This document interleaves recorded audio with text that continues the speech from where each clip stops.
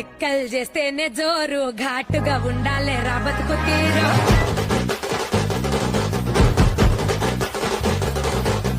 నల్లి బొక్కలు చూస్తే హుషారు ఏం తింటావు రా ఉప్పు లేని పప్పు షారు కోసి కొంగడి మా కట్టు బొట్టు ఎట్లయితే గట్లయితే చూసుకుందాం పట్టు అమ్మలి గట్క మాది రాసా పుటక పూట పూట మాకే దసరా ధూమ్ ధామ్ దోస్తా